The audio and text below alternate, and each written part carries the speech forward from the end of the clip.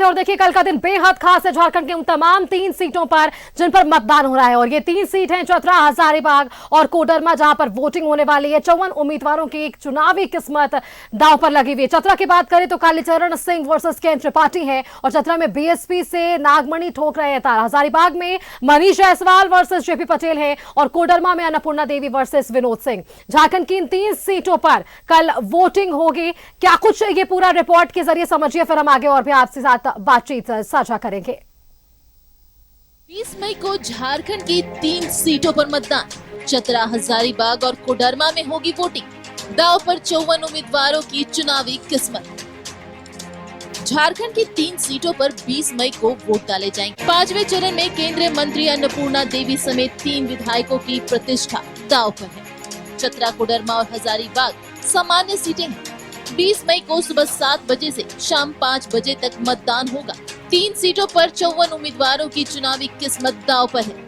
चतरा में 22, कोडरमा में 15 और हजारीबाग में 17 उम्मीदवार चुनावी मैदान में हैं। बीजेपी के कालीचरण सिंह और कांग्रेस के केएन त्रिपाठी में मुकाबला।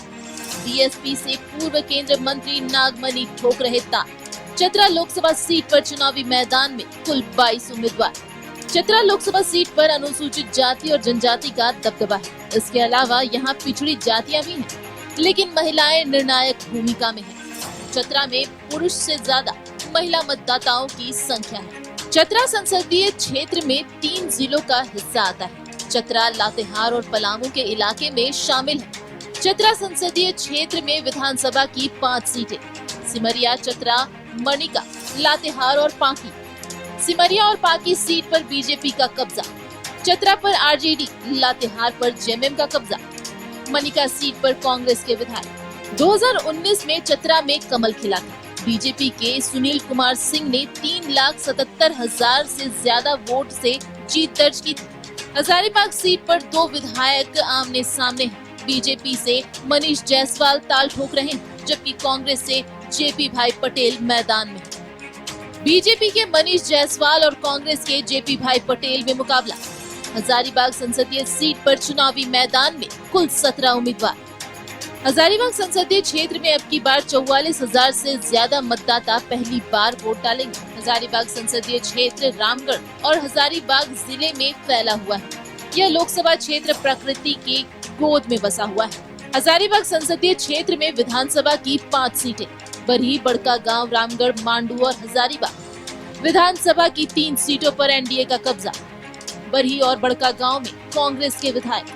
2014 और 19 में जयंत सिन्हा ने जीत दर्ज की थी, लेकिन अब की बार पार्टी ने जयंत सिन्हा का टिकट काट दिया है। कोडरमा लोकसभा एक हाई प्रोफाइल सीट है। इस सीट से एक बार फिर बीजेपी की टिकट पर अन्नपूर्णा देवी चुनावी मैदान में है, जबकि महागठबंधन की ओर से सीपीआई-एमएल के विनोद सिंह उम्मीदवार हैं। बीजेपी की अन्नपूर्णा देवी और सीपीआई-एमएल के विनोद सिंह में मुकाबला। जेएमएम के बागी जयप्रकाश वर्मा निर्दलीय ठोक रहे तार। कोडरमा सीट पर चुनावी मैदान में कुल 15 उम्मीदवार। कोडरमा संसदीय क्षेत्र में 21 लाख से ज्यादा मतदाता अपने सांसद का चुनाव करेंगे। कोडरमा संसदीय क्षेत्र में कोडरमा, हजारीबाग और गिरिडीह जिले का कुछ इलाका आता है। कोडरमा संसदीय क्षेत्र में विधानसभा की 6 सीटें, कोडरमा, बरकट्टा, धनवार, बगोदर, जमुआ और गांडे। विधानसभा की 3 सीटों पर बीजेपी का कब्जा। कोडरमा, धनवार और जमुआ पर बीजेपी के विधायक।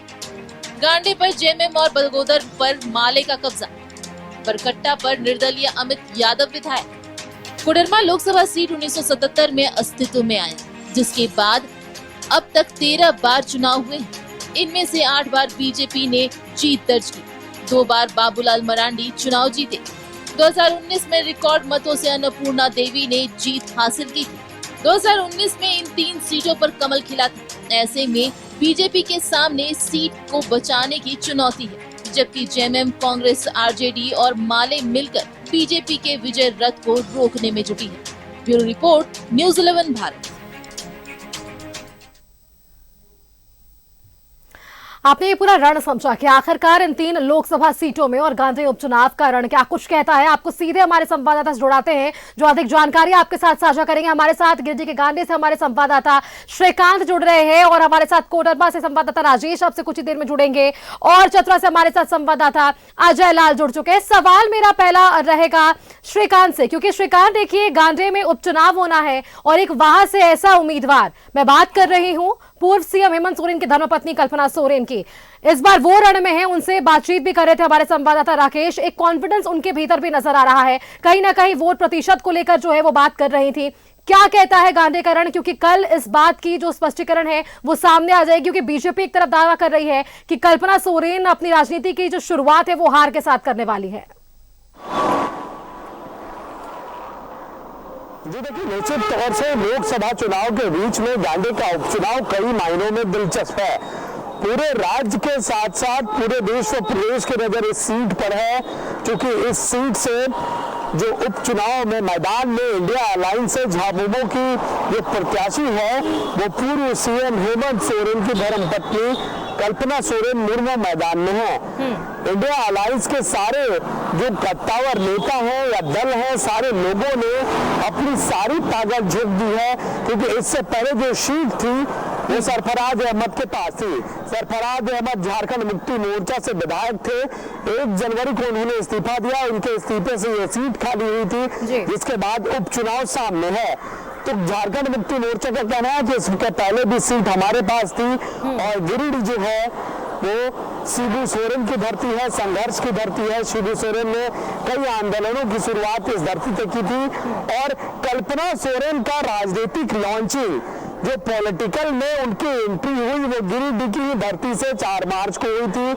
इसलिए कई मायनों में ये उसी समय स्पष्ट हो गया था कि कल्पना सोरेन गांधी उपचुनाव में प्रत्याशी हो सकती हैं। उसके बाद इन बातों पर मुहर लगी और कल्पना सोरेन मुर्मू आज उपचुनाव में प्रत्याशी हैं, प्रचार कर रही हैं, वोट मांग रही हैं और उनका कहना है कि गांधी उपचुनाव में उनकी जीत तय है। वह जीत का मार्जिन बढ़ाने के लिए वो लगातार मेहनत कर रही हैं।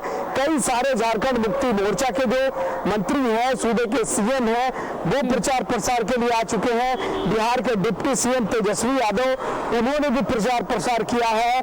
कुल गांधी विधानसभा में जो मतदाता है वो 3,14,000 के आसपास है और लगातार झारखंड मुक्ति मोर्चा और इंडिया अलायंस ये दावा कर रहा है कि इस बार भी झारखंड मुक्ति मोर्चा और इंडिया अलायंस के खाते में यह गांधी की बिल्कुल श्रीकांत, तो चलिए जीत का दावा हो रहा है और ऐसे में तमाम राजनीतिक पार्टी के दिग्गज भी पहुंच रहे हैं। वोट की अपील है, कल मतदाता जो है अपने मताधिकार का प्रयोग करेंगे और 4 जून को ये तस्वीरें साफ हो जाएगी कि जनता का आशीर्वाद किसे मिल रहा है। हमारे साथ चतरा से हमारे संवाददाता अजय लाल भी जुड़े हुए हैं। अजय लाल का एक बार रुख कर लेते हैं।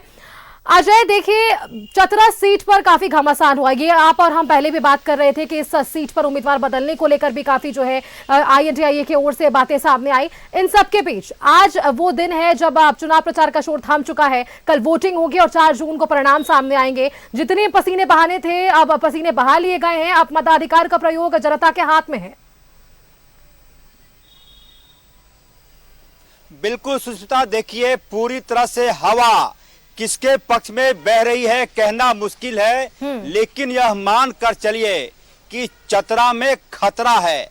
आप मेरे इस वाक्य से समझ गई होंगी कि मैं किसके बारे में बोल रहा हूं। चतरा में खतरा, मैं आपको एक आंकड़ा समझा रहा हूं, हमारे दर्शक उससे समझ जाएंगे।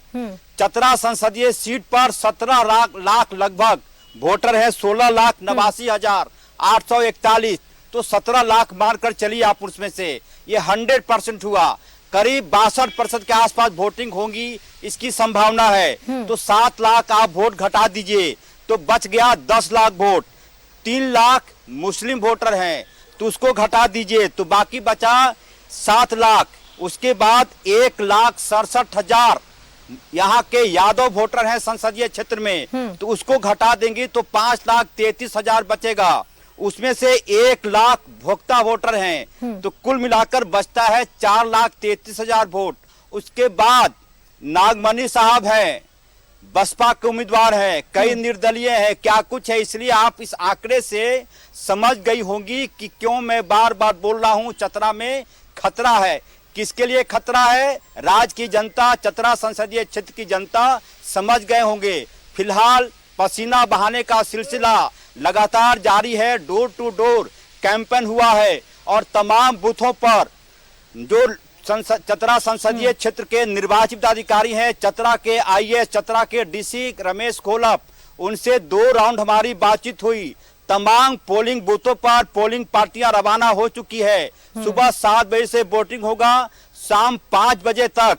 इस बार पहले जलपान फिर मतदान नहीं, बल्कि पहले जलपान और फिर दिन भर मतदान का नारा चतरा में चल रहा है। सेहत किसकी खराब होगी? चतरा की जनता साइलेंट मोड में है, खुलकर नहीं बोल रही है। 3 दिन पहले तक कुछ हवाएं बह रही थी, लोग बोल रहे थे कि अयोध्या वाला मामला, मैं नाम नहीं लूंगा, राम और राशन का जिक्र हो रहा था। लेकिन जैसे ही चुनाव प्रचार थमा है, वोटरों में पूरी तरह से शांति आ गई है, खामोशी हो गई है। क्या कुछ उनके मन में चल रहा है? कल जब ईवीएम में वोट पड़ेंगे तो धीरे धीरे तस्वीर साफ होगी। न्यूज़ 11 बिल्कुल अजय, तस्वीरें धीरे धीरे साफ होंगी और इन्हीं आंकड़ों के हिसाब से पिछले बार भी बीजेपी की जो जीत थी वहां से हमें देखने को मिली थी। अब इस बार 2024 में बीजेपी या आईएनटीआईए या एनडीए किस तरीके से 2024 के चुनाव को देख रहा है, जनता किस आधार पर अपने मताधिकार का प्रयोग करेगी, ये देखने वाली बात होगी। आप बने रहिए हमारे साथ। राजेश भी हमारे साथ जुड़े हुए हैं कोडरमा से। देखिए राजेश, कोडरमा सीट भी काफी हाई प्रोफाइल सीट रहा है, क्योंकि यहाँ आप केंद्रीय राज्य मंत्री हैं अन्नपूर्णा देवी, और उसके दूसरे तरफ यानी कि विपक्षी की बात करें तो माले विधायक है विनोद सिंह। इन दोनों के बीच टक्कर है और ऐसे में जनता अपना आशीर्वाद किन्हें देंगी? क्योंकि ग्राउंड जीरो पर आप लगातार हैं, आप जनता से लगातार मुखातिब हो रहे हैं। क्या कुछ जनता कह रही है इस बार? देखिए, जनता के मन मिजाज में साफ तौर पर यह बातें हैं कि यह देश का चुनाव है और देश का भविष्य निर्धारित करने का चुनाव है, इसलिए वो उस आधार पर निर्णय लेंगे।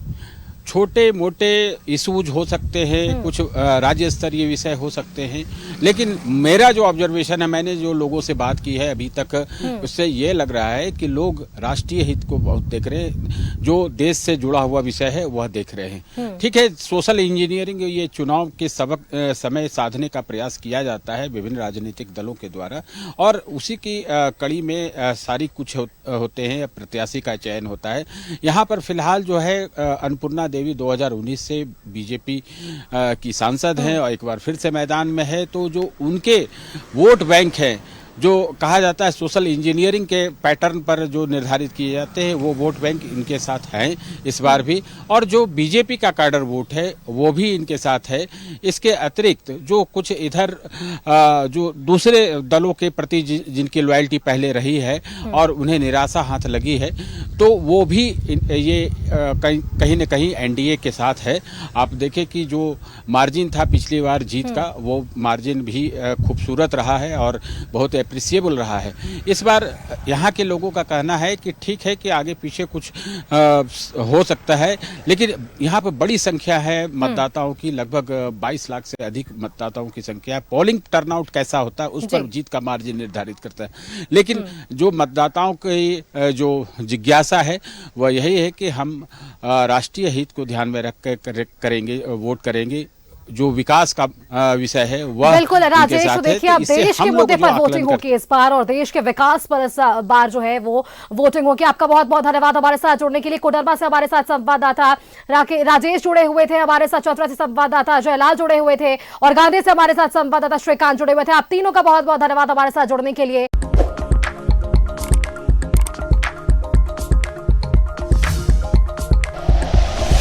Like and share videos, subscribe करें हमारा चैनल और प्रेस करें बेल आइकॉन। न्यूज़ 11 भारत, सच है तो दिखेगा।